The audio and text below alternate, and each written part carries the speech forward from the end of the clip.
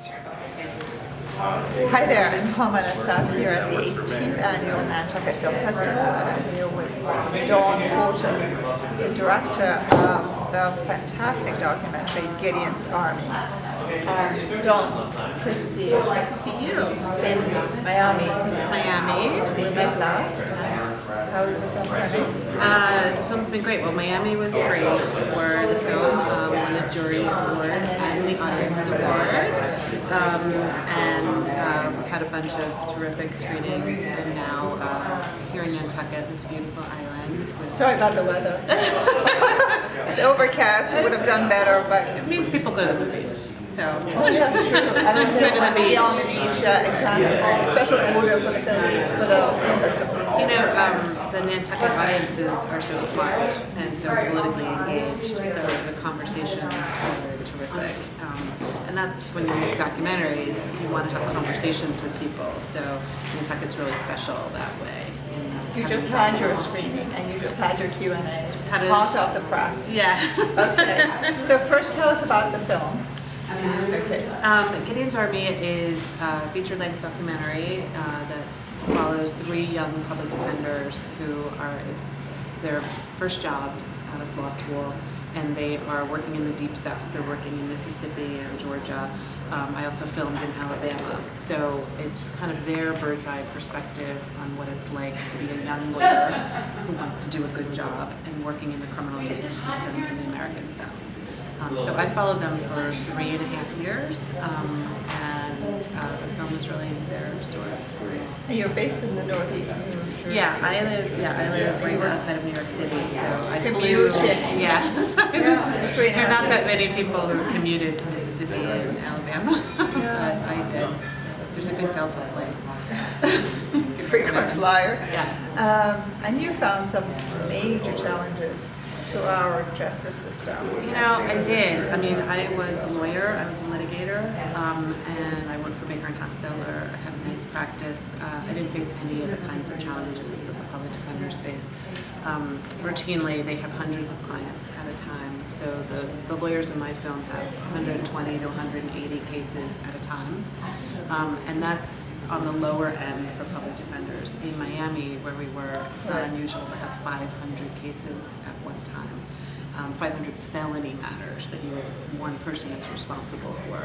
And in addition to that, they have 250 misdemeanor cases. So I always say to people, I don't know what your workday is like, but you're probably not answering to hundreds of families where you are the only thing between their loved one in prison. It's a lot of stress for anybody, but to be 25 years old and trying to figure that out is very challenging. So that's what the film is about, is how, if you want to do a good job in these circumstances, how does it make you feel when you can't, and how do you do the best you can from that perspective. So. And the responses have been pretty amazing. To the The film. responses have been great. I think it's a story we don't hear a lot, and I think that there's a lot of misperception about what defense lawyers, particularly public defenders, do. You know, they're called all kinds of names: public pretenders or prison deliverers. People think they're not good lawyers. These young lawyers are terrific. They could be hired anywhere and do any work, and they are choosing to help poor people. And when you think about, America arrests 12 million people a year. 80% of them qualify for public defender. That means 80% of the people being arrested Can't are poor. afford to support themselves. Yeah, That's to right. defend themselves. That's right. And in addition to that, 95% of those people plead guilty to something. 95%. So the overwhelming majority of poor people being arrested are pleading guilty. And what I saw in filming was people were pleading guilty whether or not they committed the crime. And I just was outraged by that. I thought that is not what our constitutional democracy should be. We should not be forcing people to plead guilty to, and then they become felons and they're stripped of their rights. If you're a felon in this country, you can't vote.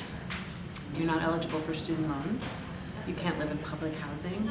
And often you lose things like your driver's license. So if you're already poor, you're almost being pushed to a life of crime because there's no way to Right. support yourself or your family. And that Within is- the legal system, so you have to That's work right. outside the legal system. Right, you have very few options. So, you It's know, not very wise of us, is it? it's not very wise of us. Yeah. Yeah, I don't think that that's what anybody intended. And, you know, I think the response to the film has been so good because I think Americans like things to be fair. You know, like, I certainly believe that people should be punished if they've done something wrong or to keep us safe. But I believe that they should be fairly treated. And then you deal with the consequences of whatever's happened.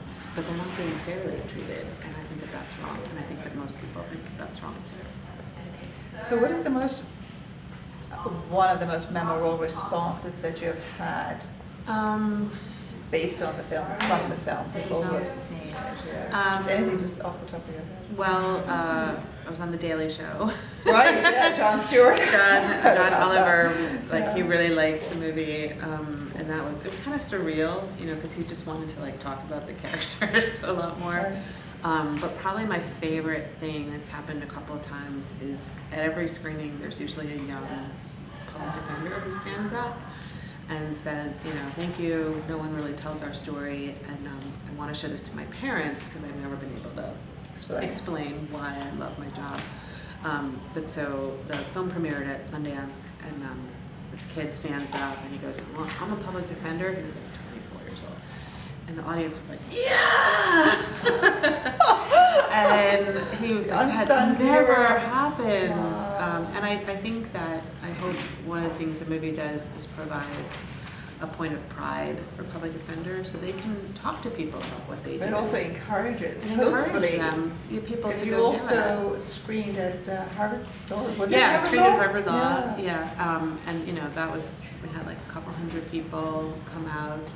I'm really encouraged by the people going into law these days. You know, with major law firms cutting back, I think people who are going to law school are saying, maybe I'll do something I want to do.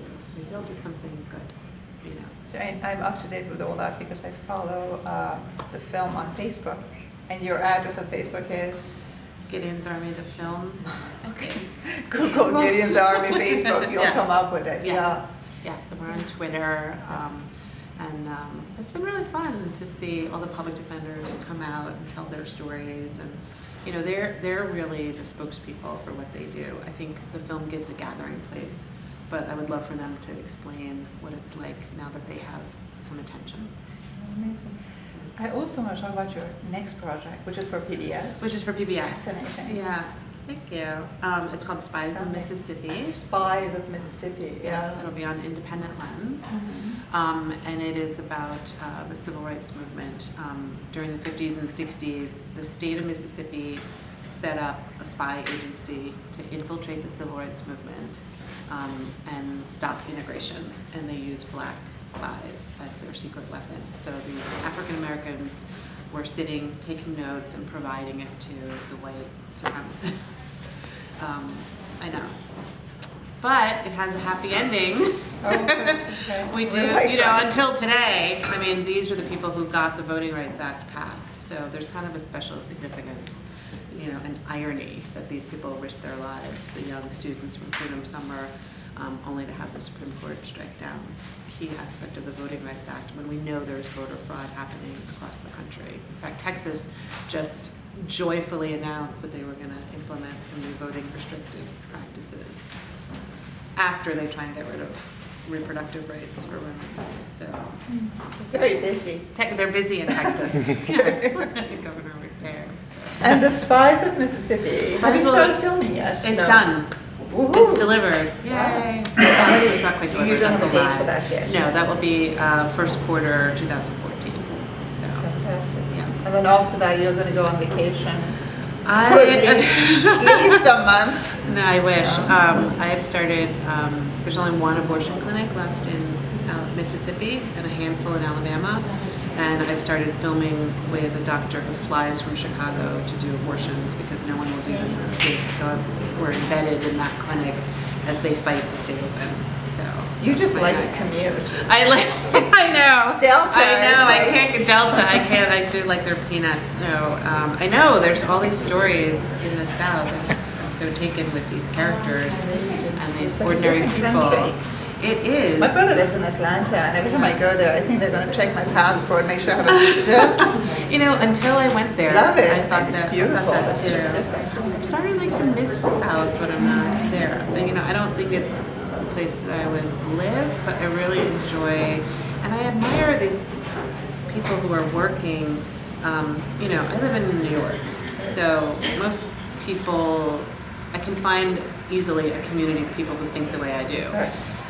If you're working for civil rights and civil liberties in Alabama, it's not always it's complicated, which I think is interesting. I think that's very interesting to watch them navigate in their home states that they love, that they don't want to cede to people who are restricting people's civil liberties. I think there's a lot of interesting stories in the South. Keeps you on your toes, Yes, to say the least. and on the plane Those peanuts. with this people. Okay, on that note, it's fantastic to see you again. Thank you so Best of much. luck. Yes, and thank you for all. You're like such a great tweeter and Facebooker and publicist. She's not even on retainer. I was going to use social media. We're not supposed to, you know, don't bleep it out. We're not supposed to say that. It's a respectable channel. But it's for a good You're cause, you know. It's for adept and adroit, skillful, unlike me. So take it away. Thank you. On Thank that you. note, okay, hope to you join us again soon for encounters and interviews with fabulous filmmakers. Thanks very much.